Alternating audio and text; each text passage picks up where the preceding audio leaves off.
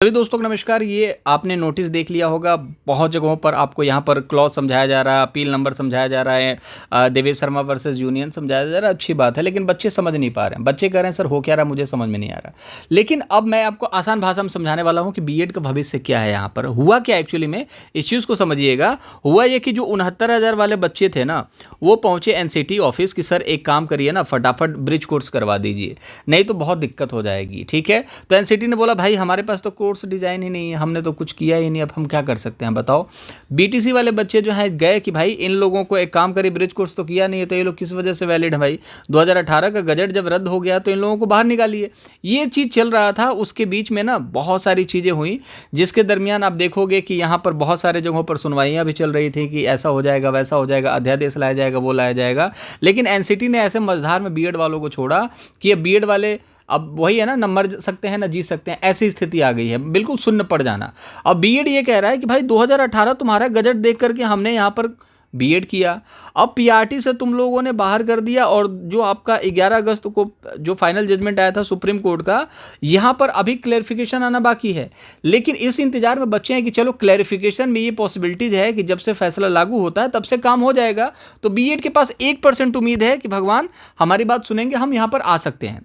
BTC full mood में है, उनको पता है कि ये लोग नहीं आएंगे क्योंकि एनसीटी ने हाथ साफ कर लिया, मतलब कि हाथ खड़े कर दिए। ठीक है, और जब आप जानते हो ना कि जब आपका दोस्त ही हाथ खड़े कर दे, जैसे कि आपने देखा होगा प्लासी का युद्ध, बक्सर का युद्ध हुआ था। बक्सर के युद्ध में क्या हुआ था आप सबको पता है। ठीक है, उसमें क्या होता है कि जो आपका प्लासी का युद्ध, बक्सर का नहीं, 1757 में जो प्लासी का युद्ध होता है, ठीक है, जिसमें आपका सेनापति ही आपको धोखा दे देता है। तो यहां पर जब एनसीटी है, एनसीटी ने बोला 69,000 वाले बच्चों को कि भाई देखो हम ब्रिज कोर्स अभी डिजाइन नहीं कर सकते।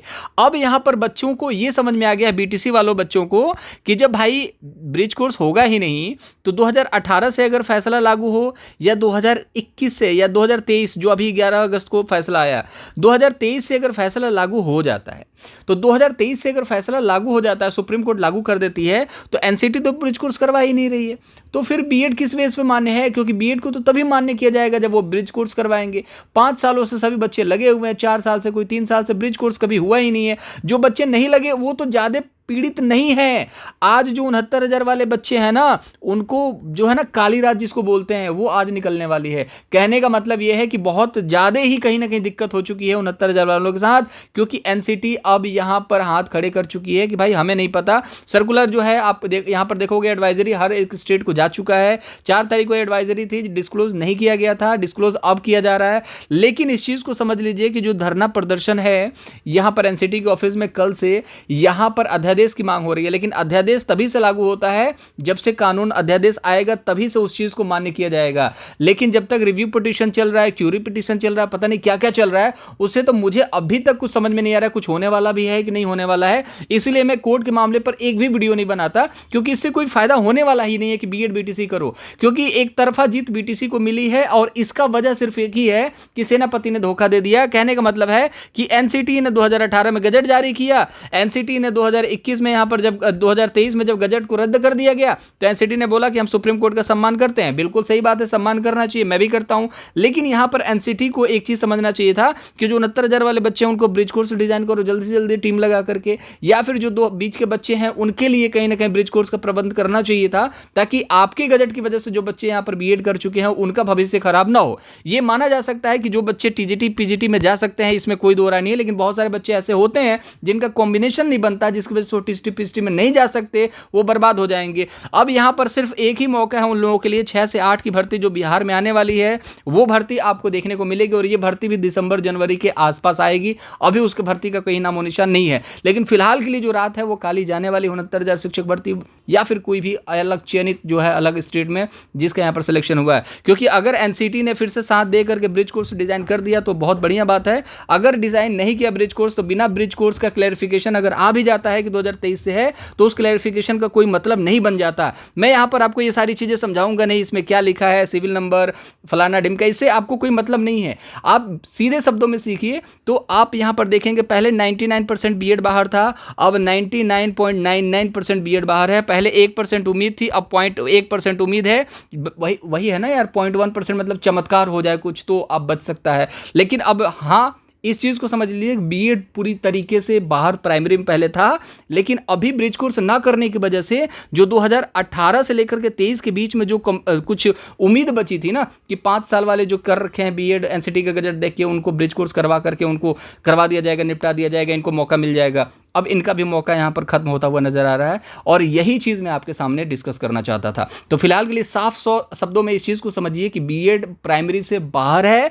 सबसे ज़्यादा दिक्कत आपको तो अब होनी नहीं चाहिए। आप इस चीज़ को समझ लीजिए कि भाई देखो, कोई चीज़ आपको हाथ में दे दी गई, फिर छीन लिया गया तो दिक्कत आता है। कहने का मतलब आपको 10,000 रुपये आपके हाथ में दिया गया, फिर छीन लिया गया, दिक्कत है। लेकिन अगर आपके हाथ में कुछ भी नहीं है और उसके बाद कोई दिक्कत ही नहीं है ना, था ही नहीं कुछ, तो जो 40, 50, 60,000 रुपये कमा रहा है उससे नौकरी छीनोगे, उसके साथ कैसा मतलब क्या लगने वाला है उसको, इस चीज़ को समझिए। मैं ये नहीं कह रहा हूँ नौकरी चली गई, लेकिन जिस तरीके के हालात बन रहे हैं, जो बीटीसी वाले बच्चे मांग कर रहे हैं, शिक्षा मित्र मांग कर रहा है, और जिस तरीके से एनसीटी जो है वो ब्रिज कोर्स कराने को लेकर के अभी किसी तरीके की तैयारी नहीं है, तो पॉसिबिलिटी ये है कि एनसीटी को जल्द से जल्द इस चीज़ पर फैसला लेना चाहिए, ब्रिज कोर्स कराएंगे नहीं कराएंगे। अगर नहीं कराते हैं तो वो किस बेस पर, एनसीटी का जो गजट था उसको अगर मान भी लिया जाता है तो ये भी बोला जाएगा कि ब्रिज कोर्स के बिना बीएड एलिजिबल ही नहीं है, तो ब्रिज कोर्स नहीं करेगा तो 69,000 में कैसे, किस बेस पे रहोगे यार। अध्यादेश भी ला दोगे तो क्या मतलब बनता है, अध्यादेश भी आने से कम ब्रिज कोर्स तो करोगे ना।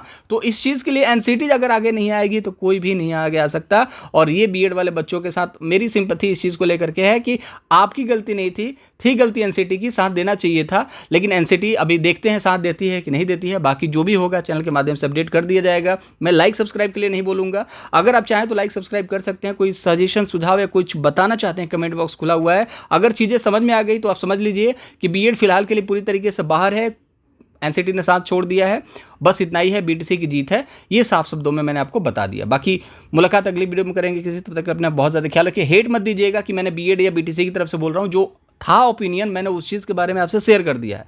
तो इसमें हेट लेने वाली और देने वाली बात नहीं है, जो था मैंने आपके सामने रख दिया है। उम्मीद करता हूँ कि चीज़ें समझ में आ गई होंगी, क्योंकि मैं तो भाई देखो, मैंने तो कोई फैसला दिया नहीं है, मैं तो उस फैसले को आपको समझाने की कोशिश कर रहा हूँ। और आपको ऐसा लग सकता है कि मैं बीएड की तरफ से बोल रहा हूँ, बहुत सिंपैथी दिखा रहा हूँ। भाई जो बच्चा 50,000 60,000 रुपये कमा रहा है, जिसकी लाइफ सेट है, ठीक है, उसकी नौकरी जाए, और सिर्फ ऐसे नहीं जाए कि वो गलत तरीके से करप्शन लिया, इसलिए जाए क्योंकि एनसीटी की गजट को देख करके उसका सिलेक्शन हुआ। एनसीटी ब्रिज कोर्स नहीं करवा रही, जिसकी वजह से उसको बाहर कर दिया जाएगा। तो आप भी समझ सकते हैं, बीटीसी हैं आप, हो सकता है कि उसकी वजह से आपके सिलेक्शन नहीं हो पाया, उसका नंबर आपसे ज़्यादा था तो आपका सिलेक्शन नहीं पाया। मैं मानता हूँ ह्यूमन साइकोलॉजी है, दिक्कत होती है, बट फिलहाल के लिए समझिए कि जो चीज़ आपको दी गई फिर छीन ली जाए, अच्छा नहीं लगेगा। ठीक है, तो दोस्त मैं किसी के साइड नहीं हूँ, बातें अगर बुरी लग गई हो तो उसके लिए मैं माफ़ी चाहूँगा।